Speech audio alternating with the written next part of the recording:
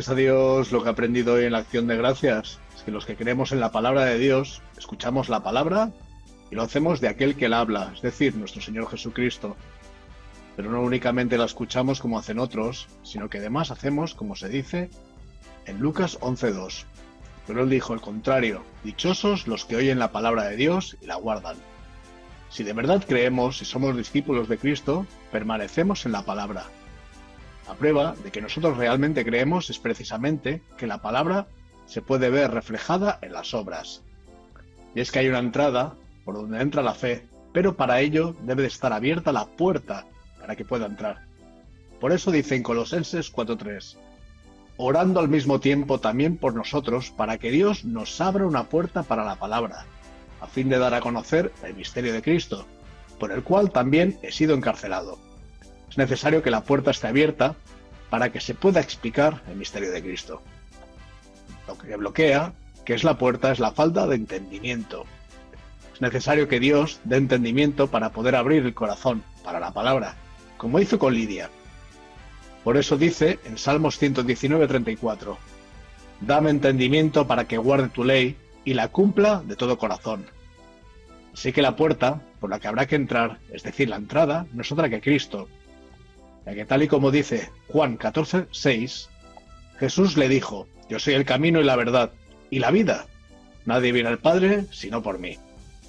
Es necesaria la fe en Cristo para poder ir hacia Dios, para que así Dios pueda obrar en nosotros para permanecer en la palabra. Por lo tanto, hermanos, vamos a seguir adquiriendo sabiduría mediante el entendimiento que mantiene la puerta abierta, es decir, seguir escuchando la palabra de Dios y con fe, permaneciendo en nuestro Señor Jesucristo, creyendo en Él y su enseñanza, que es la del Padre. Y de esa manera se podrá ver en nosotros la palabra a través de nuestras obras. Por esta maravillosa enseñanza, Milion Salamapos a Dios, Happy Anniversary to the Local of Barcelona, España. Magibik. 今日の感謝祭で僕が学べたことは、神の言葉を聞き続けることがとっても重要だということです。なぜなら、信仰は聞くことから始まり、聞くことはキリストについての御言葉によるのだからです。そして、本当に信じていると言えるためには、幸いになるように、聞いてた教えを実行しなきゃいけません。ローマ10章17節と、ローカ11章28節と、ローカ8章21節に書いてあります。僕も学べたことは、扉と戸口は別です。キリストこそがその入るべき戸口であり、道であり、そして言葉だということです。ヨハネ10章9節とマタイ7章13節から14節に書いてあります。さらに、もし悟りが与えられるなら、言葉の扉が開かれ、そして言葉が僕らのうちに留まることができるのです。だから、兄弟たちよ、神の言葉を聞き続け、悟りを得、それに留まっていきましょう。信仰の戸口が開かれ、僕らの信仰を守っていると言えるように、この素晴らしい教えに、たくさん神様に感謝いたします。At mula po dito sa UAE, We love you, Kuya! We love you, Ate! We love you all, mga kapatid! Pag-ibig! Saudações de amor e paz a todos os irmãos. Pela ajuda e misericórdia de Deus, aprendemos hoje como é extremamente importante guardarmos a fé conosco. Foi ensinado a nós que devemos permanecer nas palavras de Deus que ouvimos e devemos ouvir continuamente e crer também, pois, se nós devemos ouvir constantemente, é porque a palavra é falada continuamente. E o que ouvimos devemos praticar, pois porque é assim que podemos afirmar que estamos permanecendo nas palavras de Deus e então permanecendo na fé. E você, irmã Amanda, o que você aprendeu hoje? Graças a Deus, irmã Giovana. Hoje eu aprendi que para que a porta da palavra nos seja aberta, é necessário que ouçamos com fé. Dessa forma, teremos acesso à passagem, às palavras de Deus e seremos capazes de guardá-las em nossos corações e teremos armas para a nossa luta a fim de que não sejamos vítima do inimigo e caiamos na passagem larga. Nós, aqui de Goiânia, Goiás, saudamos com amor! Hello po mga kapatid, ang aking po naging takeaway sa ating Thanksgiving ay, hindi sapat na napakinggan lang natin ang salita ng Diyos para masabing tunay tayong sumasampalataya sa Kanya. Ayon sa Lucas 11:28, mapalad ang mga nakikinig ng salita ng Diyos at ito'y ginaganap. Ipinakita rin sa Lucas 8:15 na ang mabuting lupa ay ang pusong iniingatan ng salita at nagbubunga ng may pagtitiis. Kaya ang tunay na pananampalataya ay hindi lang naririnig, kundi tinatanggap, iniingatan, ginaganap at sinasampalatayanan. Kapag ang salita ng Diyos ay tunay na tinanggap sa puso, ito ay gumagawa sa atin at nagbabago ng ating buhay gaya ng sabi sa 1 Tesalonica 2:13. Naunawaan ko rin na ang pananampalataya ay nanggagaling sa pakikinig sa salita ng Diyos na ating pong mababasa sa Roma 10:17. Kaya mahalagang manatili tayong nakikinig at nag-aaral ng salita ng Diyos upang hindi tayo mailigaw. May pintuan ng pananampalataya na binuksan ng Diyos upang mapakinggan ang kanyang mabubuting salita at katotohanan. Ngunit upang mabuksan ang pintuan sa salita, kailangan nating magkaroon ng pag-unawa. Pag-unawa sa mga aral na ating napapakinggan. Tulad ni Lydia sa Gawa 16:14, binuksan ng Panginoon ang kanyang puso upang maunawaan ang salita. Kaya dapat tayong humingi sa Diyos ng karunungan at pagkaunawa upang lalo nating mapanatili at maisabuhay ang kanyang aral.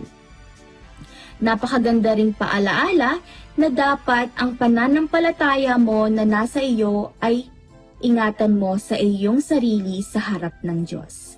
Mapalad ang hindi humahatol sa kanyang sarili sa bagay na kanyang sinasangayunan, na atin pong mababasa sa Roma 14:22. Salamat po sa Diyos! Lugod! Greetings of love and peace, brethren. With God's help and mercy, I have learnt from our Thanksgiving.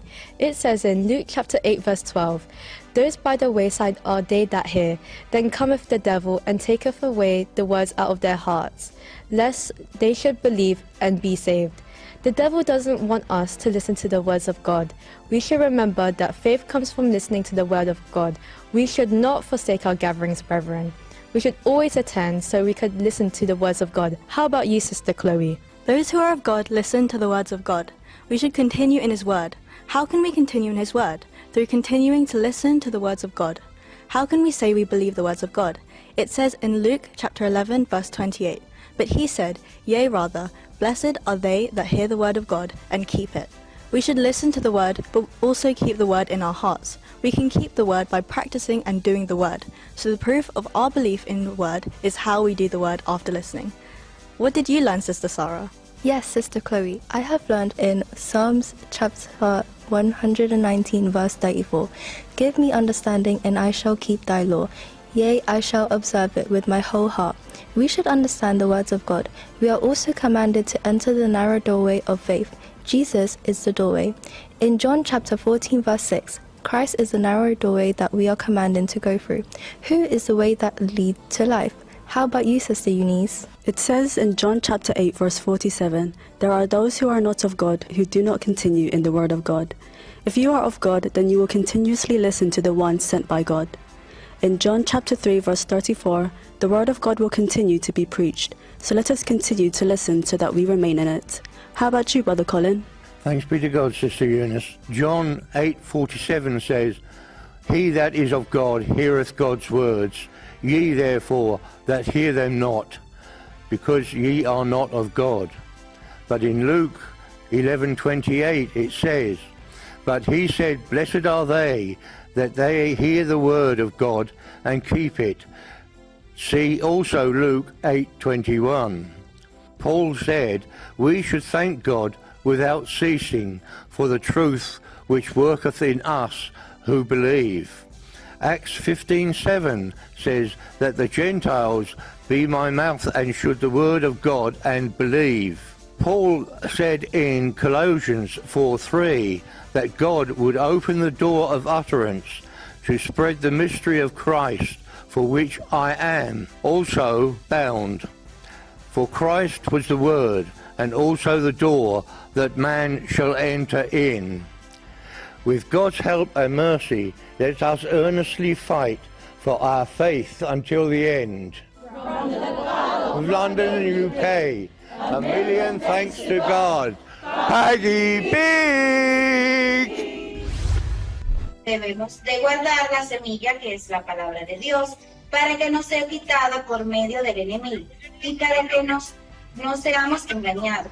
Debemos recordar también que hay una puerta de la fe y que la puerta es diferente a la entrada. Si nosotros oímos la palabra y la recibimos de corazón, puede abrirse la puerta de la fe y una vez abierta podemos entrar a través de ella y nos serán revelados los misterios por medio de nuestro Señor Jesucristo. Existen dos puertas, una estrecha que conlleva a la salvación y otra a la perdición. Y se nos exhortó a tomar la puerta estrecha, como está escrito en Mateo 7:13. También se nos detalló que una forma de abrir la puerta de la fe es escuchando la palabra de Dios y guardarla con un corazón recto y bueno. ¿Y cómo podemos decir que tenemos fe? Pues mostraremos que hay fe en nosotros a través de nuestros frutos. Y si permanecemos escuchando la palabra de Dios, entonces permaneceremos en Cristo y nuestra fe no será disminuida. Y por esta enseñanza, damos gracias a Dios. Amor. Thanks be to God for another opportunity that we have learned from the Bible as explained by Kuya Daniel. I have learned that we need to listen and not to stop listening to the Word of God. It is progressive and should be done continuously because there are those who do not remain in God's Word and they are the ones who do not believe in the one sent by God. This is written in John 5:38. However, as we listen to the Word of God, we should bear fruit by putting into practice what we have heard. And as it is written in John 8:31. Also, we must obey and live out the things that we hear as it is written in Luke 8:15. What about you, Sis Shania? What have you learned today? Graças a Deus, irmão. No estudo de hoje aprendi que quem é de Deus ouve e permanece na palavra de Deus de forma constante, porque crê naquele que Deus enviou, como está escrito em João 8:47. A razão pela qual muitos não permanecem na palavra de Deus é porque não creem naquele que o Pai enviou. João 5:38. Permanecemos na palavra quando cremos em Cristo e guardamos aquilo que Ele enviou, pois Jesus declarou: se vós permanecerdes na minha palavra, verdadeiramente sois meus discípulos. João 8:31. E você, irmã Priscila, o que você aprendeu? Graças a Deus, irmã. O que eu aprendi no tópico de hoje é que é necessário ouvir a palavra do Evangelho para crer. Agora, se você ouve e não crê, você não vai se beneficiar da palavra.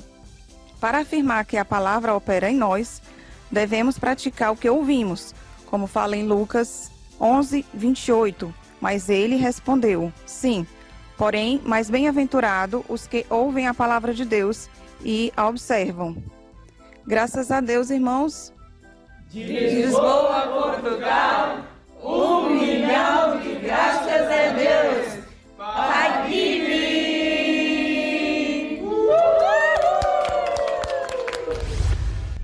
Ang akin po natutunan ay si Kristo ang pintuan ng pananampalataya na dapat daanan at pasukan upang makapasok sa buhay na walang hanggan. Ayon sa Mateo chapter 7 verse 13 to 14, ang makipot na pintuan ang patungo sa buhay, kaya dapat tayong manatili sa pananampalataya sa pamamagitan ng patuloy na pakikinig sa salita ng Diyos. Ang mga tunay na nasa Diyos ay nakikinig sa kanyang mga salita, samantalang ang hindi nakikinig ay hindi tunay na sumasampalataya. Ang mga sinugo ng Diyos, kabilang si Kristo, ay nagsasalita ng salita ng Diyos, kaya mahalagang makinig, sumampalataya at manatili rito. Hindi sapat ang pakikinig lamang, kundi dapat ding isagawa ang salita ng Diyos, sapagkat mapalad ang mga nakikinig at gumagawa nito. Ikaw naman po, Sis Tracy, ano pong iyong natutunan? Ang akin naman pong natutunan ay ang masama ay hindi nakakaunawa, ngunit ang mga pantas ay binibigyan ng unawa, kaya nabubuksan sa kanila ang salita ng Diyos. Ipinapakita nito na ang kawalan ng unawa ay hadlang upang makapasok sa salita. Samantalang ang tunay na unawa at pananampalataya ang susi upang mabuksan ang pintuan at maunawaan ang hiwaga ni Kristo. Kaya dapat mabuksan sa atin ang pinto sa salita ni Kristo upang tayo ay sumibol at umusbong sa ating pananampalataya. Kaya't mula sa lokal ng Hamilton, New Zealand, kami po ay bumabati ng pag-ibig!